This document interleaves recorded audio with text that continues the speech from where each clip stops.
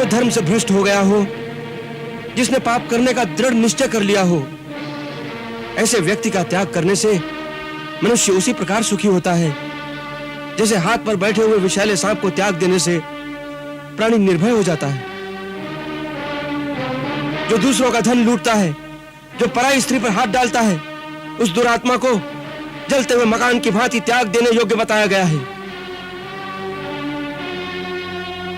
परस्वहरणे युक्तम परदाराभिमर्शकम त्याज्य महादुरात्मानम वेशम प्रज्वलितम यथा। वो इतने वीर हैं तो उनकी वृत्ति धर्म विरुद्ध नहीं हो सकती। फिर उन्होंने बिना कारण हमारे जनस्थान पर आक्रमण करके उसका विनाश क्यों किया? महामना, उन्होंने आक्रमण नहीं किया। आक्रमण तो हमारी सेना ने उन पर किया था। हमारी सेना ने उन पर आक्रमण किया और हार गए, इसमें उनका कोई दोष नहीं। और इससे पहले उन्होंने हमारा कोई अपराध भी नहीं किया था। लगता है उन पर आक्रमण करना अनुचित था। विभीषण जी, आप इस बात पर भी ध्यान दें।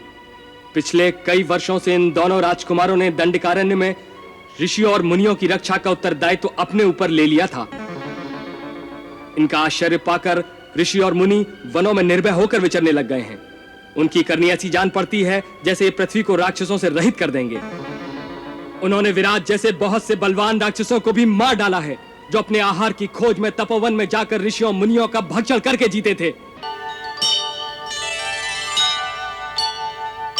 हमारा अपराध करके इंद्र, कुबेर, यम और स्वयं विष्णु भी चैन से नहीं रह सकते।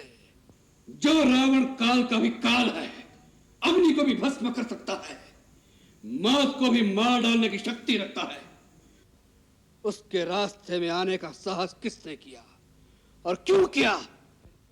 महाबली लंकेश्वर, वो कौशल देश के राजा दशरथ के पुत्र हैं राम और लक्ष्मण। वे बड़े ही यशस्वी और तेजस्वी दिखाई देते हैं। उनके बल और पराक्रम की कोई तुलना नहीं है। सारे संसार के धनुर्धारियों में वो सर्वश्रेष्ठ माने जाते हैं। उन्हें दिव्य अस्त्रों के प्रयोग का भी पूर्ण ज्ञान है। ऐसा लगता है कि समस्त ऋषियों और समस्त देवताओं के द्वारा सिद्ध किए हुए दिव्यास्त्रों पर उनका पूर्ण अधिकार है। वो युद्ध कौशल में भी प्रवीण हैं।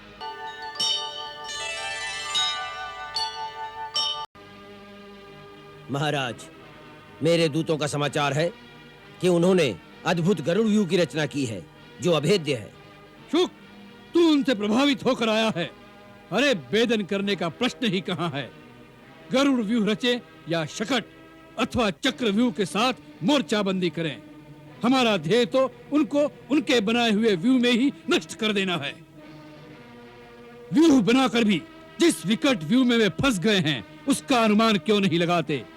पीछे अथाह समुद्र, सामने लंका दुर्ग की अभेद्य प्राचीरें, उसके बीच सूखे रण प्रदेश। रसद के बिना सेना कब तक टक्कर ले सकेगी?